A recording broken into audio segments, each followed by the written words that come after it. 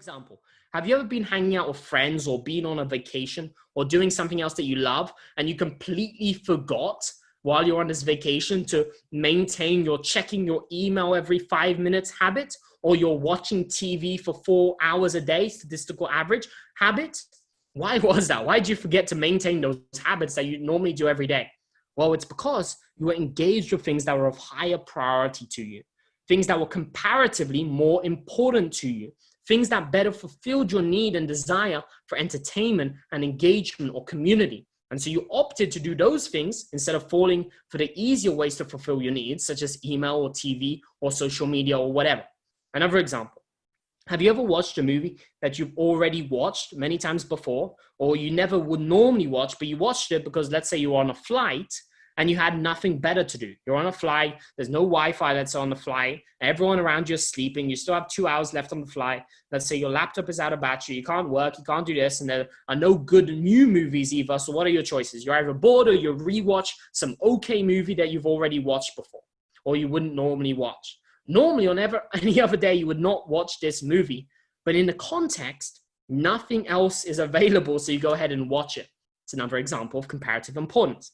So take a look at this next graphic and framework here. See, as we go through life, we all develop different ways of meeting our underlying needs, which I'll talk a lot more about in detail later on. But those are not equal. For example, ask most people and they'll prefer to go on an awesome vacation instead of watching reruns on Netflix. Both are things that we link pleasure to, hence we are motivated to do both of them. But one we link much more pleasure to than the other, and we view it as a much higher, better way to meet our needs, to have fun, to cut loose, to chill, to be entertained, to be engaged. One ranks much higher on our personal hierarchy of behaviors than the other, although of course this is subjective and can differ. Sometimes, I don't know if you agree with this, but sometimes nothing beats chilling and watching a movie in bed with your partner. And bear in mind, this graphic you can see is a very simplified version of this, and I hope you get the idea nonetheless though of what I'm going for here. And so once again, the third variable is comparative importance, or how much pain or how much pleasure we link to something compared to other things in this hierarchy, where it falls in our personal hierarchy of activities. And as I shared, it's not what, as I've shared often before, it's not what we get, what we want that we get in our life. It's what we prioritize, what's at the top of these hierarchies.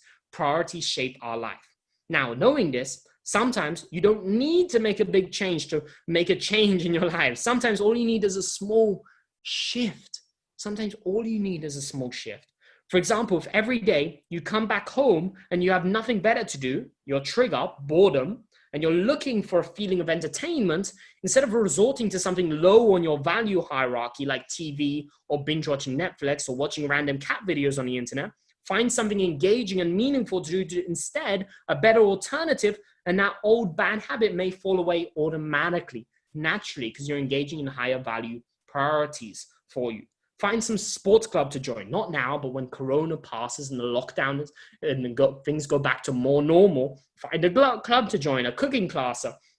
Right now, a great book to read. I've been doing a lot of reading recently, quarantined here at home, constantly learning, feeding my mind new information. Find a great book to read. Agree to meet with friends or have dinner with family. Things that you already know are more valuable and important to you, and set up those things instead. You'll find very quickly that many of the things that you used to do, bad habits, will go away automatically.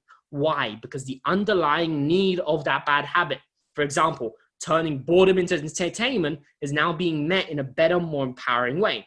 Or here's another example. Over the years, people have or parents specifically have asked me about their kids and video games. They'll say, hey, my kid just spends all of their free time playing these video games. How do I make him stop?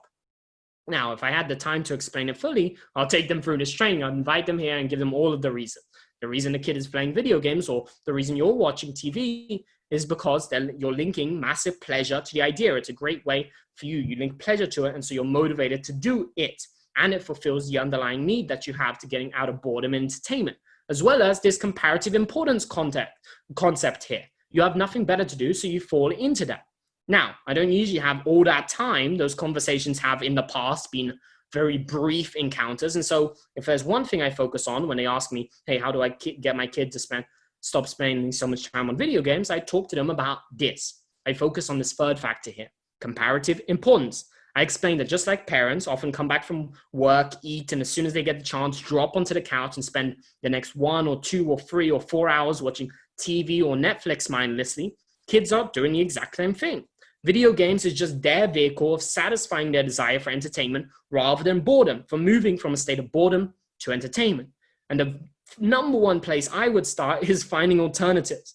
I tell them that I bet if the kid was on an amazing holiday or playing a sport they love or talking to their favorite friends or going on a camping trip or playing an instrument that they enjoy or this or that, most kids wouldn't play the video games. For most kids and adults, video games is just the fastest, most convenient, and yes, has become a more automatic and habitual way for them to get out of boredom and step into comfort and step into entertainment.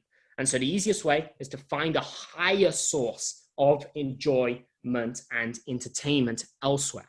That's where I would start. And of course, ideally work with them to understand both of the reasons why they get hooked, pain, pleasure, all this stuff, and make that a pathway to change. This, by the way, is what did it for me. I used to play video games as well. Even when I was learning this stuff and reading those 500 books or so, personal growth, I still used to play video games. With time, it was less and less, but I'd still play video games until I stopped.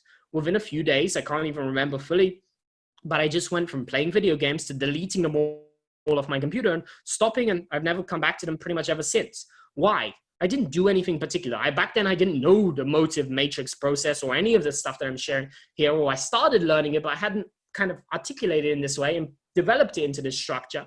Back then, this was the very beginning of my kind of personal growth journey.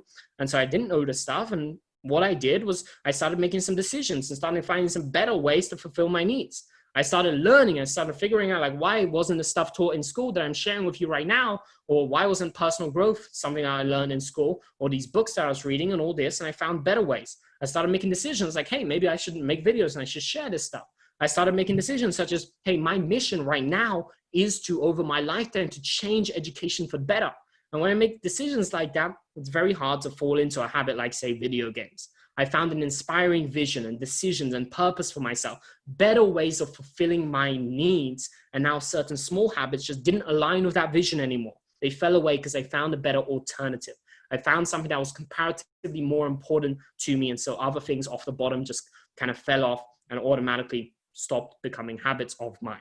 What this means is one of the best and fastest and easiest ways to get rid of bad habits, simply find better, more important things on your value hierarchy to do, and the old habit will fall away naturally. Or ideally combine all the steps, this entire system, once you have all of it, to be able to change stuff super quickly. That's the guarantee of this system.